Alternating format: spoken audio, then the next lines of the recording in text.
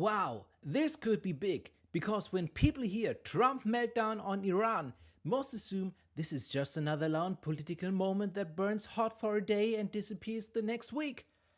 But I think that misses the real story, because sometimes the most important signal is not the headline itself, it's what the headline reveals underneath.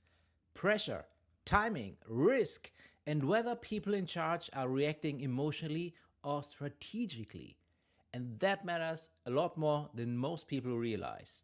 Because when tension with Iran spike, this is not some isolated foreign policy story happening far away from life.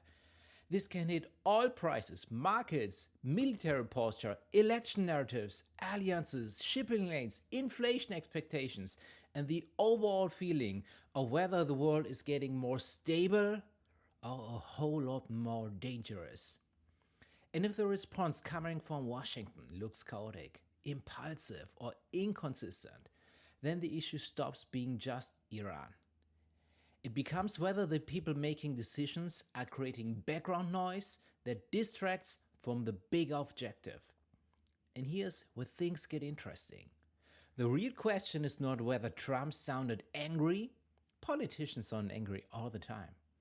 The real question is whether this is a calculated show of force, a negotiating tactic, or a sign that the situation is being handled from a place of frustration instead of discipline. Because if it's the last one, that changes everything. So let's talk about what actually matters here.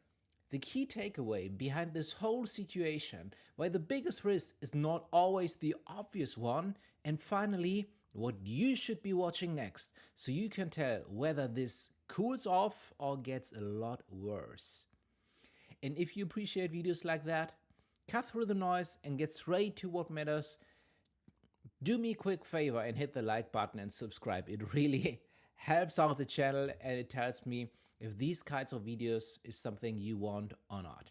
Alright, with that said, let's begin. The best way to understand the situation is to start with something simple. Not every bad investment is a bad investment on paper. Sometimes it becomes a bad investment because of stress, friction, unpredictability, and constant drain that comes with holding on to it. And I think that same framework applies here. Because in moments like this, what we are really looking at is not just policy, we are looking at management. One of the clearest takeaways from the reference angle is that the breaking point usually does not come from one giant catastrophic event. It comes from the accumulation of smaller things that keep pulling attention away, eating up energy, and making the overall return no longer worth the cost.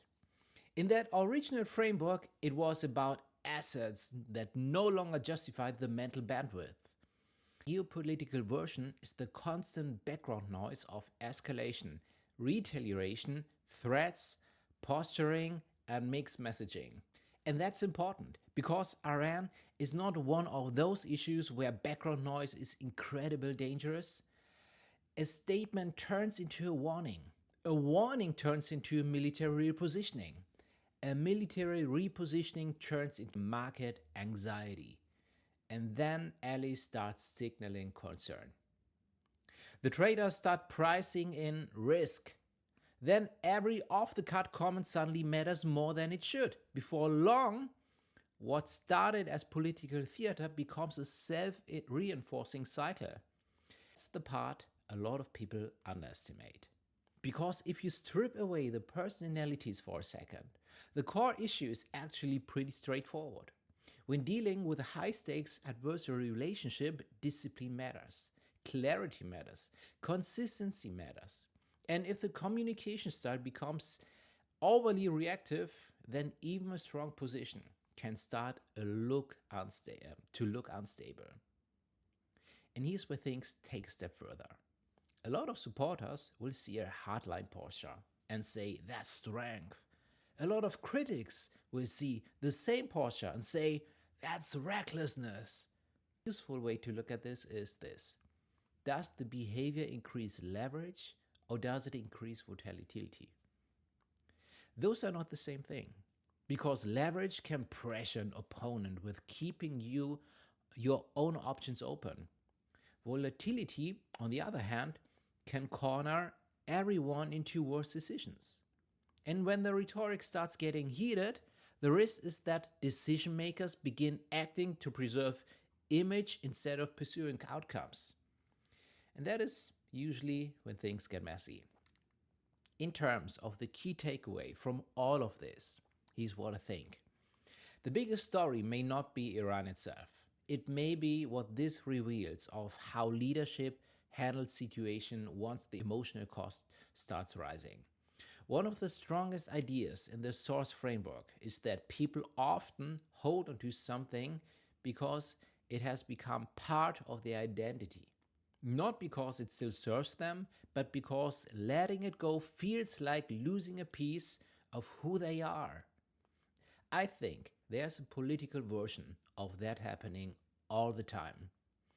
For Trump, projecting toughness is not just one tactic among many. It is central to the brand. It's part of the identity. So when Iran become the focus, there's an incentive to respond in a way that preserves that image, even if the smarter move behind the scenes would be restraint, patience, or a quieter form of pressure. And that's where things get really interesting. Because once identity gets mixed up with strategy, it becomes harder to tell whether decisions are being made because they are effective or because they are on brand. That distinction matters a lot. In the same way that someone might keep a draining asset for too long because that's what I do, a political leader might keep escalating rhetoric because that's who I am. Because the problem is, the world does not care about anyone's self image. It responds to signals, incentives, and consequences.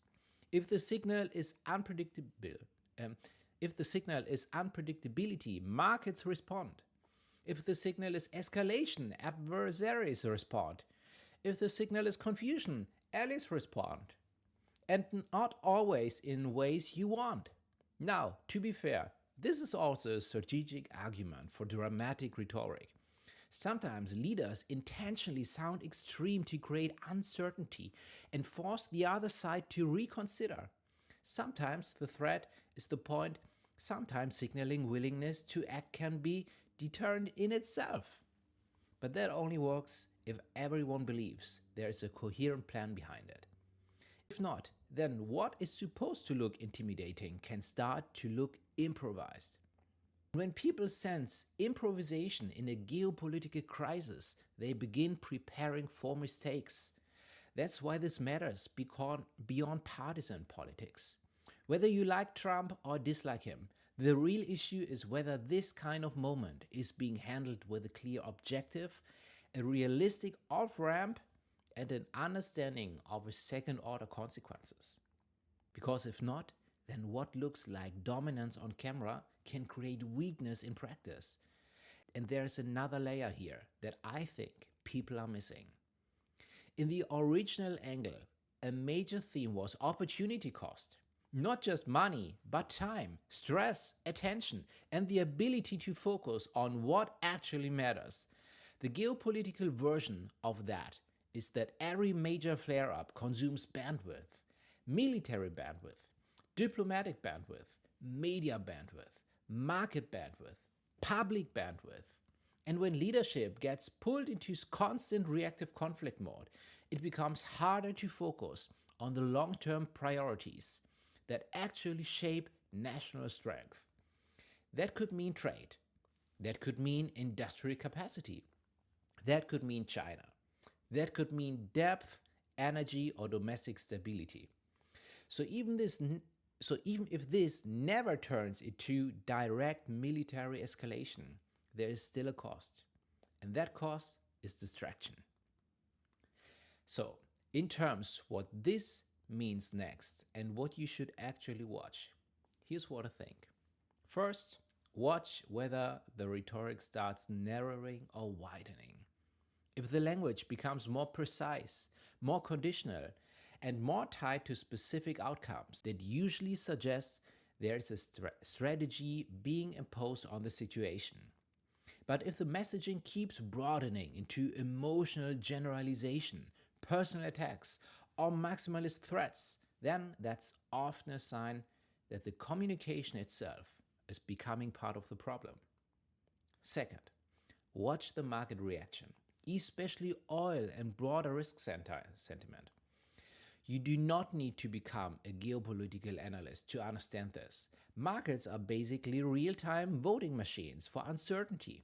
If traders think this is mostly noise, the reaction tends to fade. If they think supply routes, regional security, or military assets are generally at risk, you'll see that get priced in very quickly. And here's where things get even more important. Number 3, watch the allies. One of the fastest ways to tell whether this is a controlled pressure campaign or a sloppy escalation is how close partners respond. Are they aligning, coordinating, or echoing the message? Or are they distancing, hedging, and trying to cool things down publicly?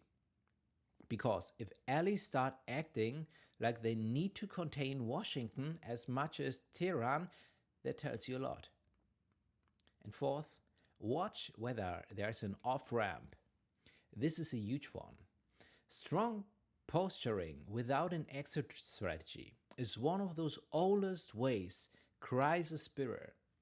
If there's a clear path to de-escalation that still allows everyone to save face, the odds of stabilization go way up if every statement makes compromise politically impossible.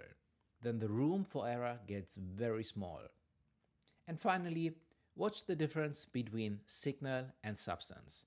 A lot of political drama is designed to dominate the attention cycle, but attention is not the same thing as action. Sometimes the loudest moment produces very little. Other times, the loudest moment is the warning shot before something much more serious. And that's why I would not overreact to one clip, one quote, or one outburst in isolation. But I also would not ignore it. Because when a leader appears to be under pressure, the question is not just what they say, it's whether that pressure is causing them to simplify, clarify, and execute more effectively, and whether it's pushing them into more noise, more volatility, and more unnecessary risk. And if it's the second one, then yes, this is something you should pay attention to. To wrap up, there's one takeaway from all this. It's this: the danger is not always the loud moment. Everyone clips and shares online. The danger is what that moment tells you about how the situation is being managed behind the scenes. If this is strategic pressure with a clear objective, then the noise may fade. If this is emotional escalation without discipline, then the noise is the warning sign. And in this situation involving Iran, then the distinction matters a lot. So let me know what you think in the comments. Do you think this is calculated leverage, or do you think this is a sign things are starting to spin out of control? If you enjoyed this video, hit the like button, subscribe, and turn on the notification if you want more breakdowns like this. Thanks so much for watching, and I really appreciate it, and see you in the next one.